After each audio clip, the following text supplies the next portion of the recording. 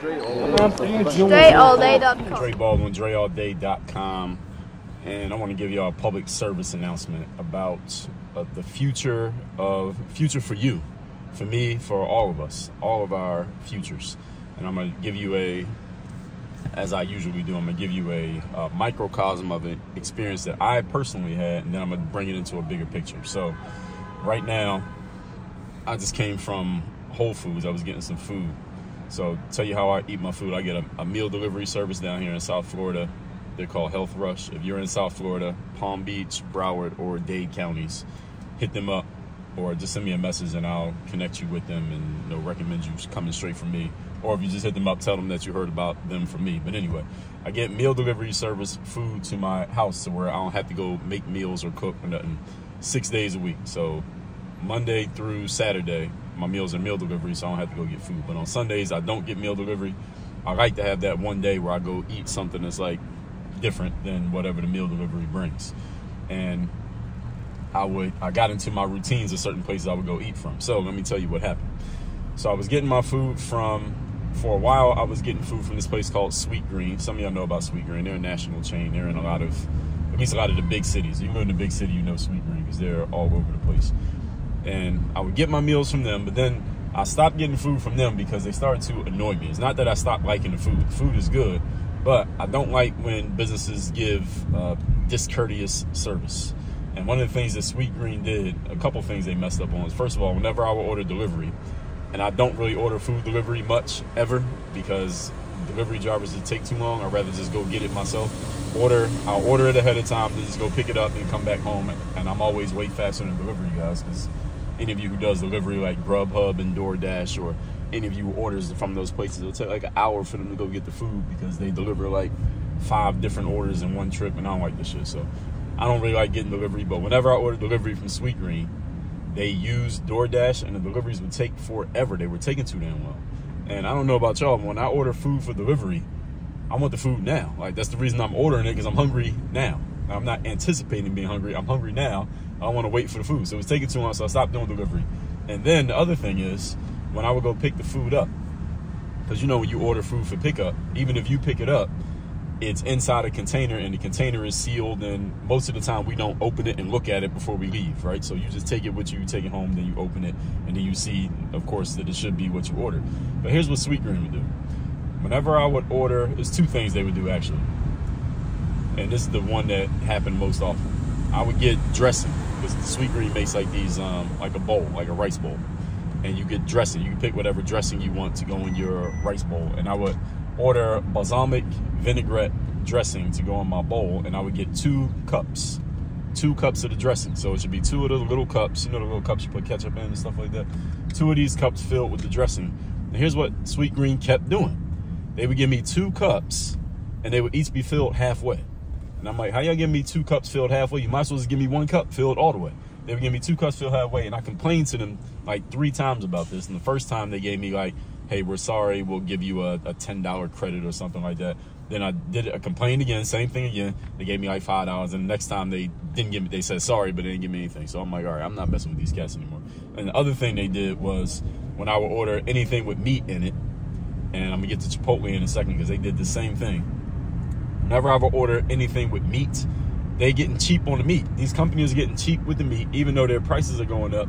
They're getting cheap with how much of the protein that they give you.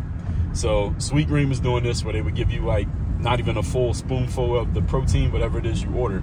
And this also happened with Chipotle. And Chipotle did it right in front of my face, which was even worse. So I'm at a Chipotle, right? And everybody knows Chipotle. If you don't know Sweet Green, you know Chipotle. They're big. I go to Chipotle and I'm like, I want a bowl with double chicken and steak.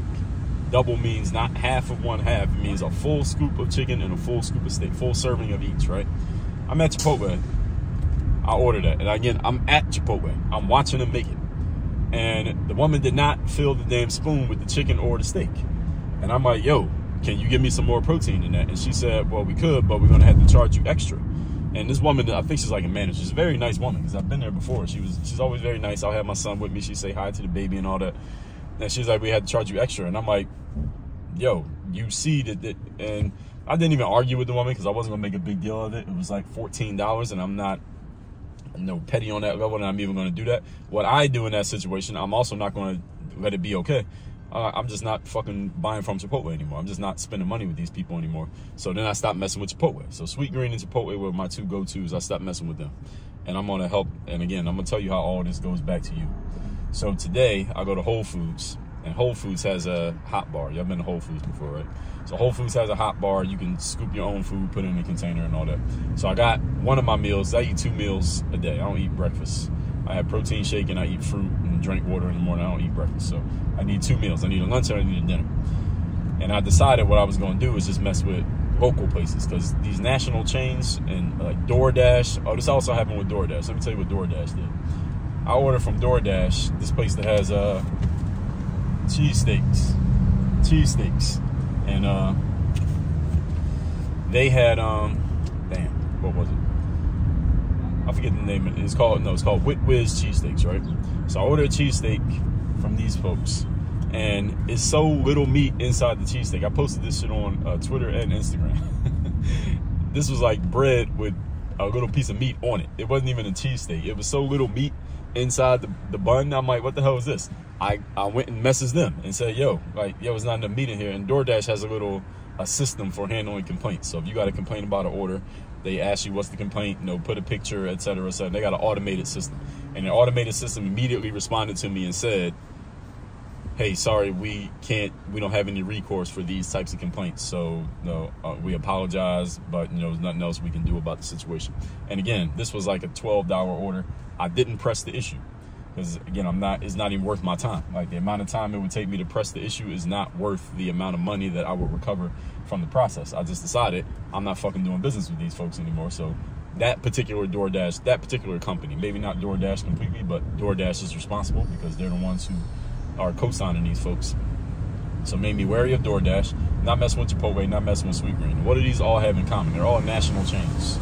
These are all big companies with big platforms, and most of us know them, and because of their size, they make ordering from them very convenient.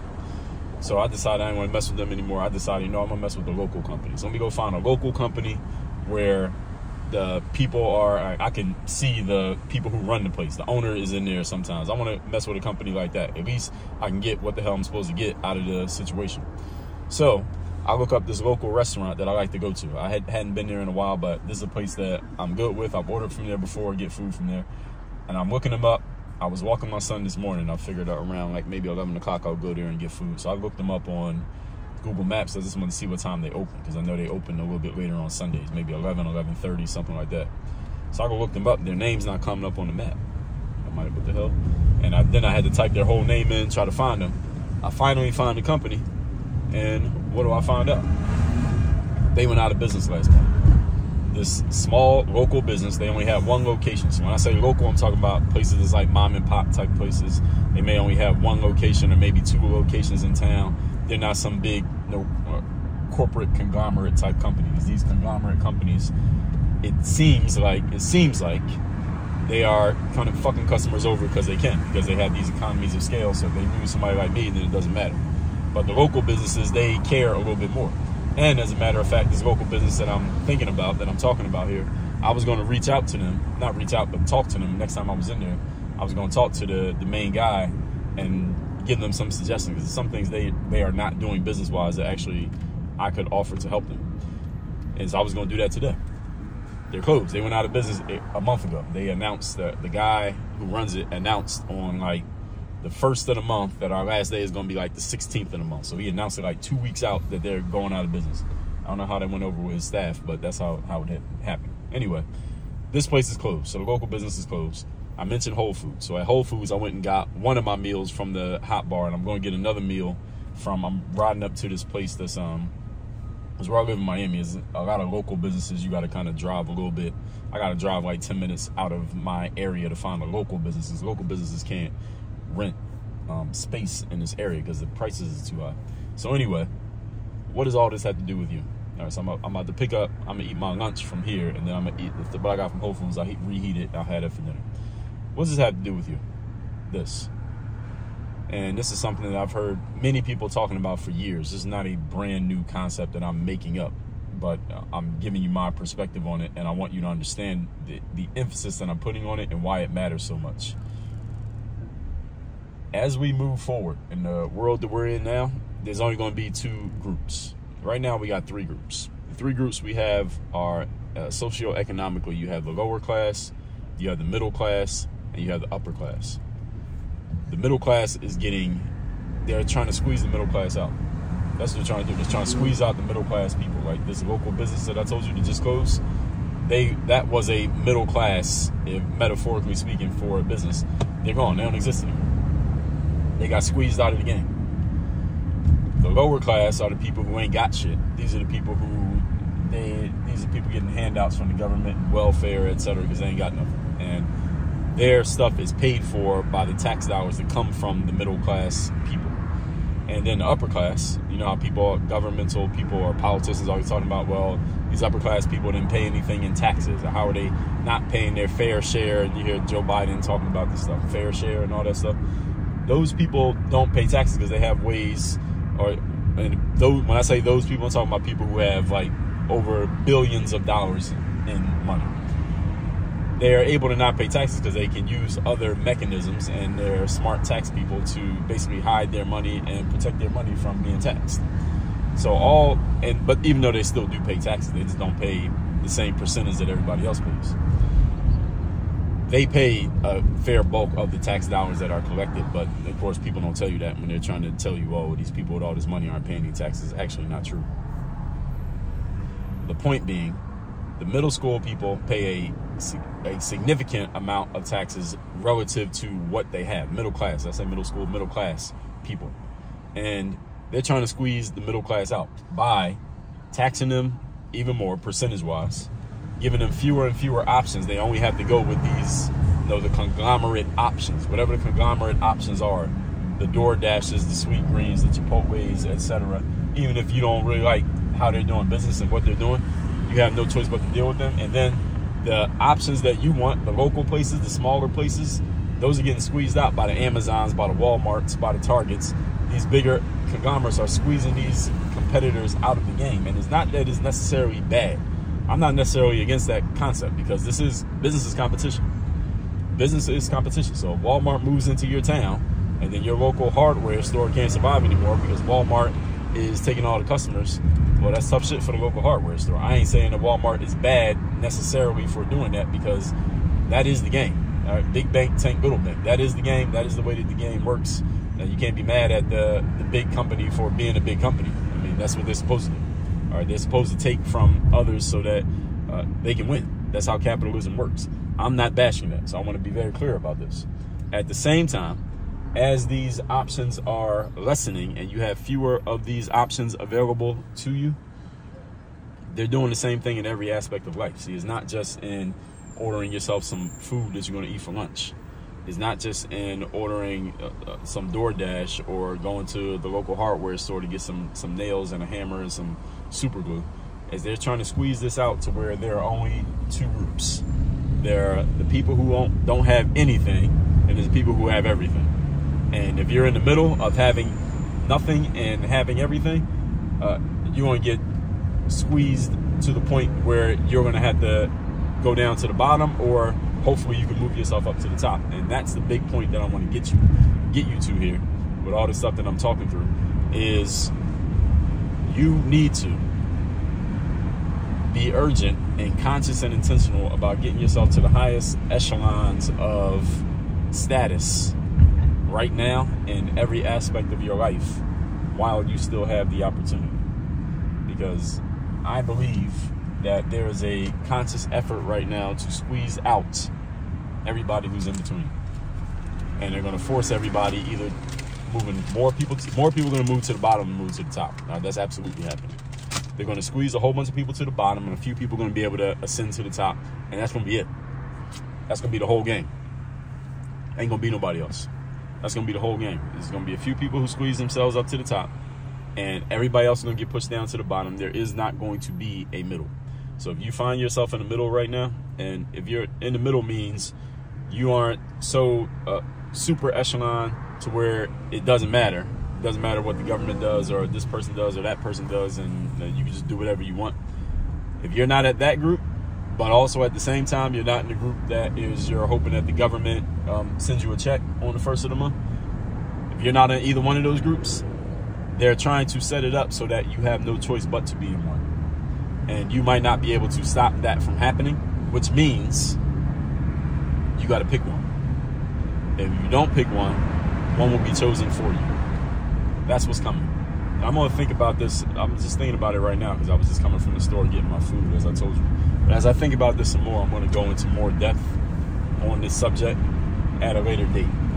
But I want to make sure that I'm on the record saying this so that all of you know this is something that you need to be thinking about and getting your mind right around right now, because time's not going to go on forever for you to have a choice. They want to make it so you don't have a choice. And the people who are unaware, those who are not hearing this message, you don't know nothing about none of this, you're unaware. One day you're going to wake up and, again, you're not going to have a choice. And because you weren't aware, because you weren't conscious of it, that's it. Game over for you. And you got to play the position that is handed to you rather than the position that you chose. So I'm telling all of you who are listening to this now, choose a position now while you still have the chance to, before they squeeze everybody out. And they are squeezing everybody out. You just want to be, you want to get squeezed and be at the top when the squeeze happens, not at the bottom. Everybody got that? WorkOnYourGameUniversity.com. You want to work with me directly, have me as your direct coach. We can get all your shit together, mindset, strategy, systems, accountability. There it is. WorkOnYourGameUniversity.com. Work on your game. Dre, all